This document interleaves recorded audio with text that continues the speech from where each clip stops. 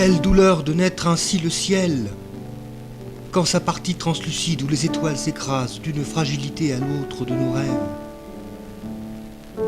Sagesse, large qui s'étonnera toujours des images qu'inspire son secret. Enlève ton brouillard de métère, je ne sais pas être entré dans la vie, au sens qu'on lui modèle, mais pour l'impossible, comme un sacre d'audace irrésistible, un visage comme il en est chaque nuit de l'œuvre humaine, sur le tableau répété, toujours vierge du possible.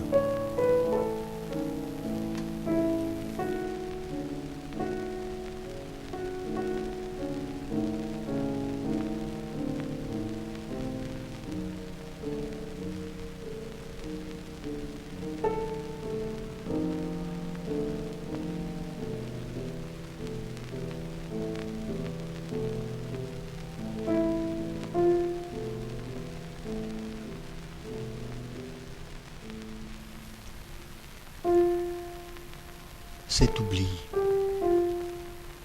a-t-il à voir avec un mensonge que se permettraient nos hauteurs primitives? Tels ces oiseaux qu'on lâche et qui, prenant leur envol, sont abattus avant même d'avoir gagné l'altitude de la liberté qu'ils rendaient à leur cage.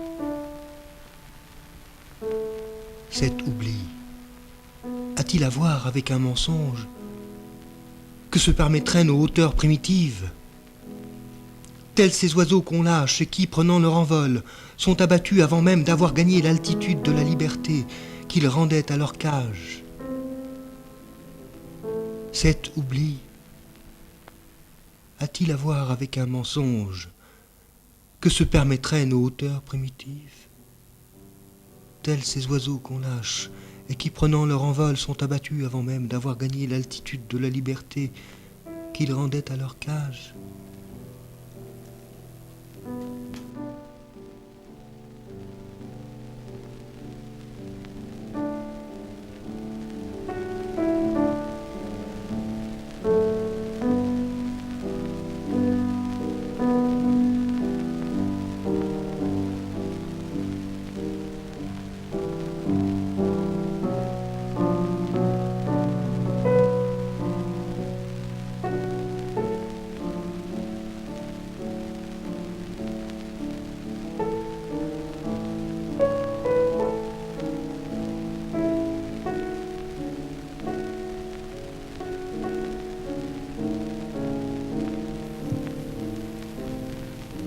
Dis-moi, sous la terre c'est pour jouer?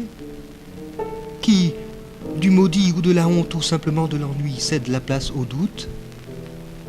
Qui s'étonne du silence sur le passage des destinées?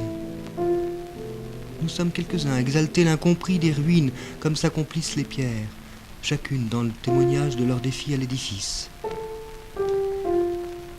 C'est un été sans fin.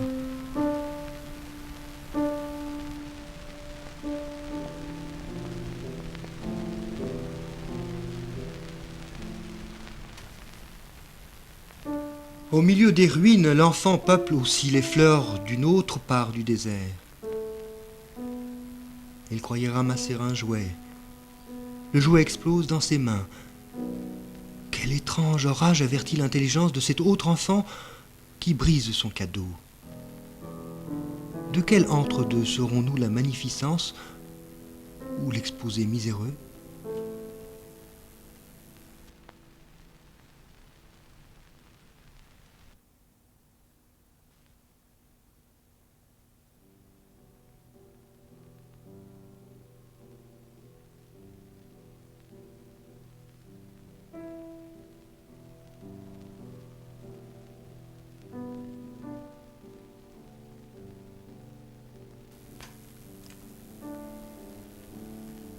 Bien sûr, il y a des cris et des silences, des courses effarées après un regard qui pourrait promettre, mais c'est l'image qui couvre et un enfant qui la suit ou la fuit.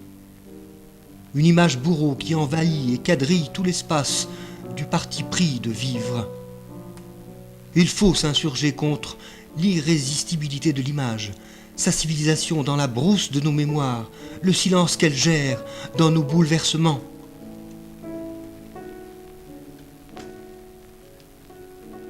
Il n'y a pas de repère. un plus ou moins de lumière. Une scène plus vaste qu'une autre pour contenir toute l'exigence créatrice du monde, en cette relâche qui nous menace et nous surveille, n'obstrue pas l'horizon, mais le rend à sa verticale originale, cet axe physique de notre équilibre. Sans doute faut-il qu'il n'en soit jamais fini, que l'inabouti se lève telle une question posée à ceux qui le fait naître. Tu parlais d'une nuit d'amour, entre les pierres ici et l'olivier là-bas.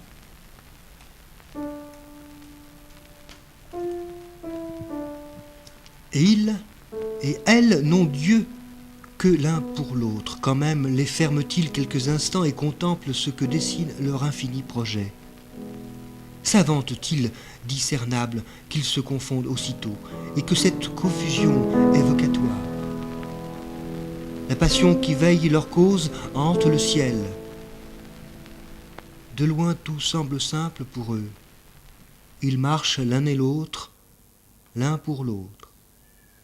Ils jouent comme des enfants au bord de l'eau, se tiennent par la taille, puis se séparent, se regardent un moment et s'écartent à nouveau. Je me souviens alors de l'enfant, des bombes, de tes yeux d'eau.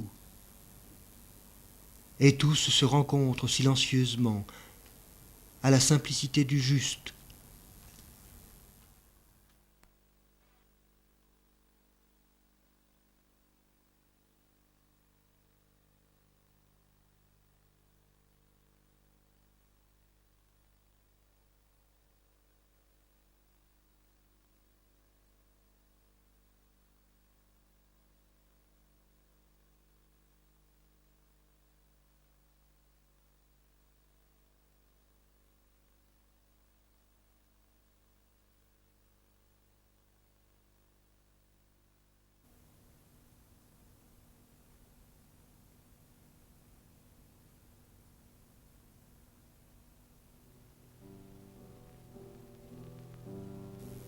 Depuis les pierres fumantes s'ouvre une étreinte de haute prémisse, la nouvelle part d'un fruit. Il y a les corps, exhibés dans une posture dont la plasticité parle un long voyage, tandis que l'acte spirituel qui les comprend se réduit à l'absurde condition d'une circonstance objective. Chaque heure rend chère celle qui vient, fait une paix entre les os et la chair. Tu demeures silencieuse.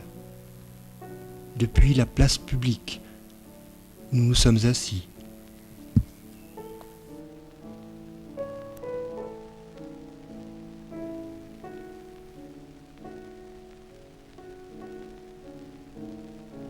Chaque heure rend chère celle qui vient, fait une paix entre les os et la chair. Tu demeures silencieuse.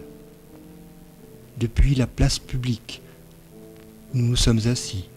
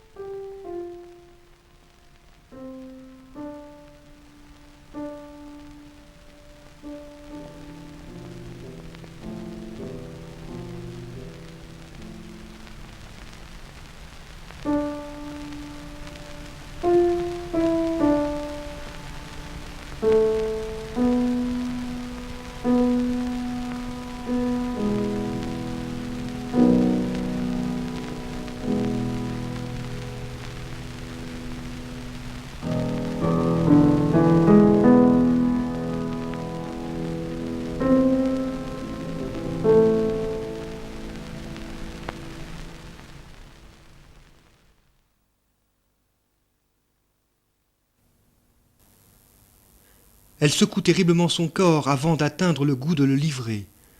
Soulagé de ses yeux clos, il vient tout près, sauver la peur qui dort le plus en elle.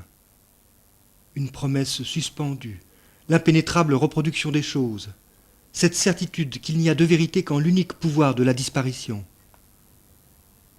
Disparition de l'un et l'autre, juste violence contre les premières apparitions de l'abandon du monde.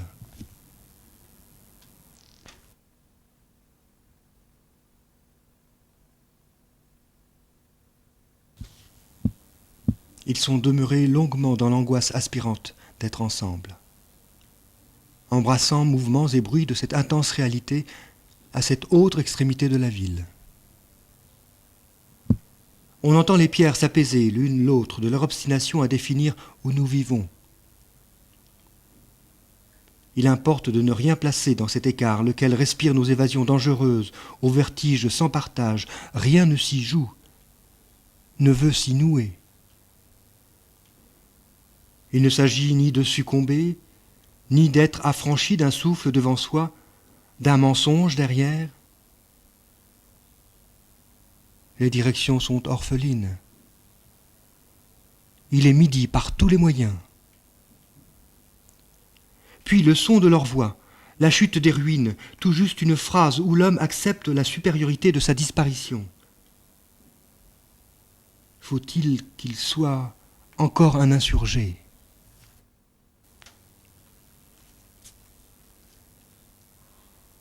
Dans les camps, il y a leurs corps dévastés et leur fiction intacte en suspens, d'autres bonds d'amour, cette composition discontinue d'espoir et des charniers levants. S'ils n'ont pas accepté le monde où ils vivaient, ils n'ont pas plus accommodé l'image d'une prophétie sans pénétration de ciel. La respiration défoncée qui les traverse depuis la déchirure, inquiète, phrase après phrase, mot après mot, l'esprit du voyage, l'unité des fragments.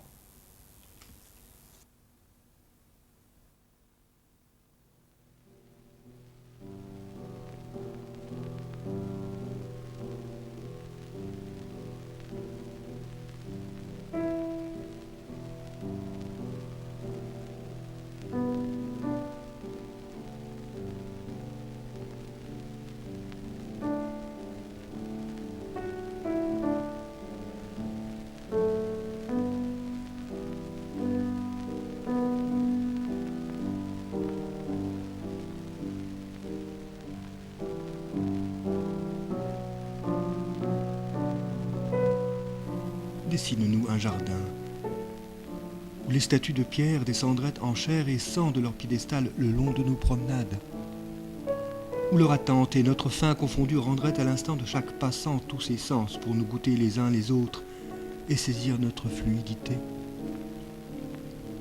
où le temps est un immense carrefour de nouement et dénouement des corps, des odeurs, pour poursuivre les noces et leurs festins.